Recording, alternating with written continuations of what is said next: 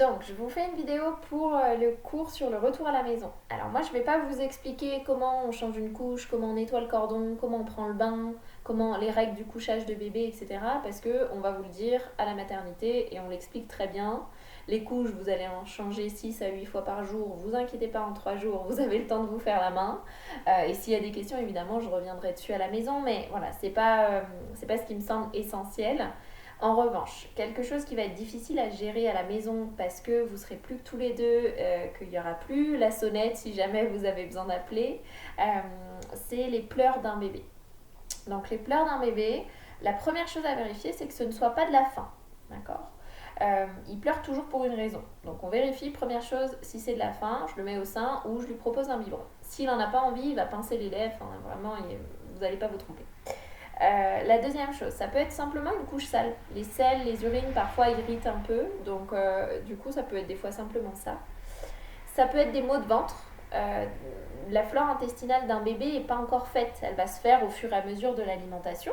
Donc la digestion pendant les 3 premiers mois elle va être difficile. Vous aurez beau tout faire parfaitement, elle sera quand même difficile.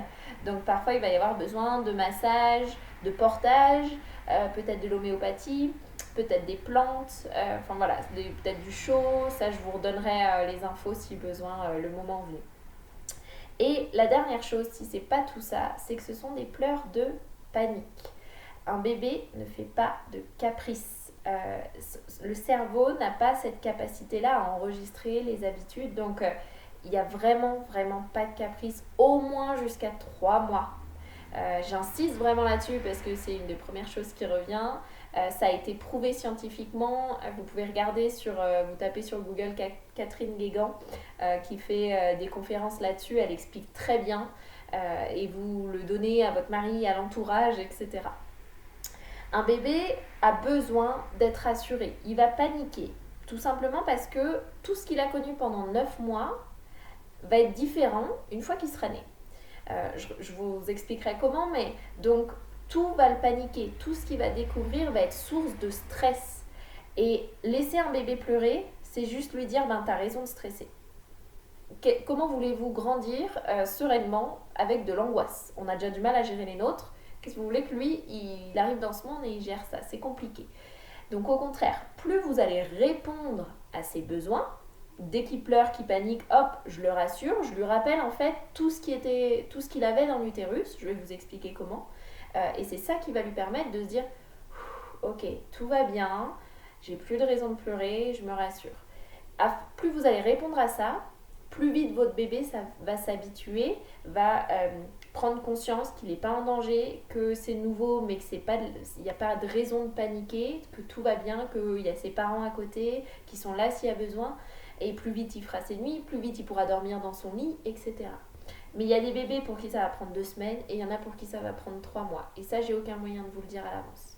Mais vraiment, répondez à tout ça.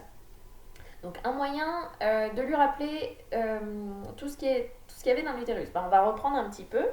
Justement, bébé dans l'utérus, donc là il y a le placenta, la poche des os, le cordon, là il y a mon bébé. Il est contenu, donc souvent il est un peu ce qu'on appelle en position fétale avec les jambes recroquevillées et il est maintenu par l'utérus. Donc typiquement, un moment de panique, ça va être j'ai bébé contre moi, il dort hyper bien, il est super calme et tout ça. Je veux le poser dans son lit. Je vais essayer avec toute ma volonté, vraiment, de le faire dormir dans son lit. Bon courage, vous n'allez pas y arriver tout de suite. Tout simplement parce que on va le poser déjà dans un lit qu'il n'a jamais connu. Souvent, vous avez tendance à faire ça la nuit. La nuit où il y a déjà plein d'autres signes de panique. Donc un conseil, si vous voulez le mettre dans son lit, mettez-le déjà la journée.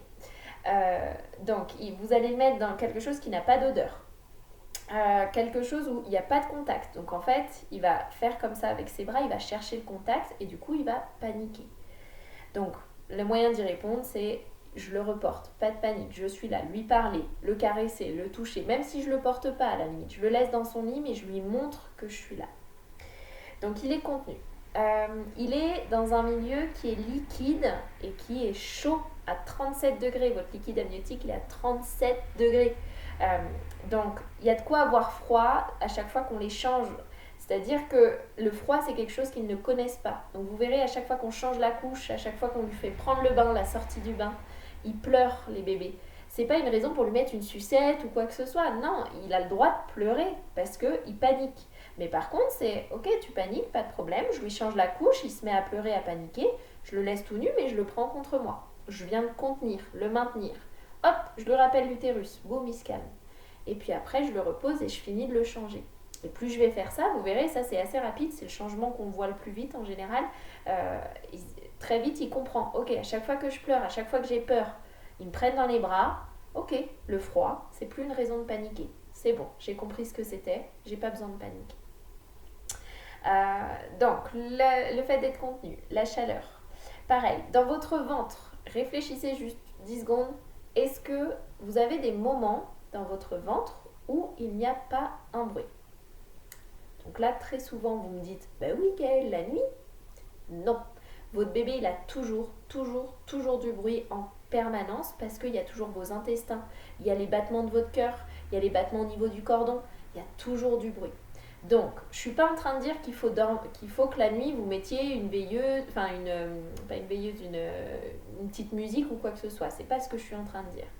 Mais c'est normal que la nuit, quand il se réveille à 2h du matin, qu'il est dans un lit où il fait froid, où il n'y a pas forcément son odeur et qu'il n'y a pas un bruit, première chose qu'il fait, il pleure. Des fois, c'est même pas de la faim, mais c'est juste de la panique. Donc, même chose, je le rassure. Je lui parle, t'inquiète pas, on est là, je le mets contre moi parce que du coup contre moi il va entendre les bruits de mon cœur, donc ça va le rassurer. Mais vraiment je le rassure. Même chose par rapport au sommeil, donc je vous disais, ils dorment très bien la journée les bébés et la nuit c'est une galère. Pourquoi? Parce que la journée, vous avez les voisins, il y a la route dehors, il y a les voitures, il y a les oiseaux, il y a de la lumière. Donc tout ça fait que déjà ça lui apporte une sécurité. Donc quand vous voulez essayer de les faire dormir dans le lit, essayez de les mettre plutôt la journée, peut-être une fois le matin, une fois dans l'après-midi. Ça lui permettra d'apporter son odeur sur son matelas, de repérer sa chambre, les barreaux du lit, où sont les taches des fenêtres, les portes, etc. Ça va lui permettre d'avoir déjà des repères et de mettre son odeur, ce qui fera que ce sera plus facile ensuite pour la nuit. La nuit, au contraire, il n'y a pas un bruit, il n'y a pas de voiture dehors, tout est calme, vous avez éteint la télé, vous allez vous coucher, il n'y a rien qui tourne dans la maison, d'où le stress. Et effectivement, les créneaux là où ils se réveillent vers 1h, 2h du matin, si c'est de la faim, des fois, malgré tout, derrière, on a du mal à les rendormir parce qu'ils ont besoin d'être rassurés. Essayez-vous de dormir quand vous êtes paniqué, typique, hein, les examens, la veille des examens, on est tellement stressé, la veille d'un entretien d'embauche, on stresse, souvent on ne dort rien de la nuit. Votre bébé, c'est pareil. S'il est stressé, il ne va pas s'endormir. Donc, le moyen que vous avez, vous, de le rassurer, c'est le portage près de votre cœur, la chaleur, le pot à pot, de le maintenir un petit peu contenu, de lui parler. Il va reconnaître la voix du papa, la voix de la maman, il les connaît. Il les connaît pendant toute la grossesse. Il associe à la naissance le visage du papa à telle voix, de la maman à telle voix. Donc, il sait qui vous êtes et il n'y aura que vous qui pourrez le rassurer aussi bien que ça. D'accord ? Donc vraiment, juste pensez-y, bébé ne fait pas de caprice, il panique, c'est tout. Et vous avez, votre rôle à vous, c'est de le rassurer.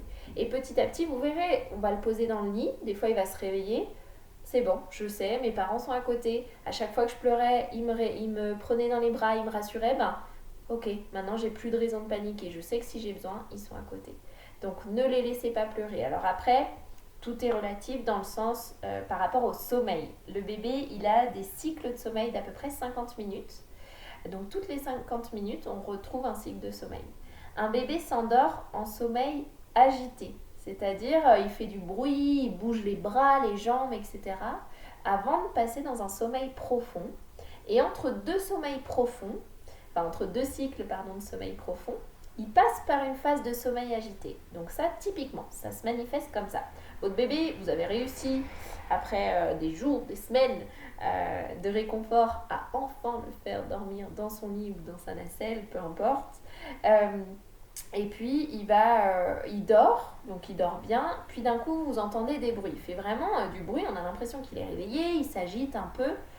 Là, effectivement, c'est pas je le prends direct, d'accord tant qu'il fait juste des bruits, même si c'est un peu juste il tchoune, quoi, je le laisse tant qu'il ne pleure pas. Parce que le risque, si je le prends, c'est que je vais le réveiller. Alors qu'en fait, il était juste en sommeil agité.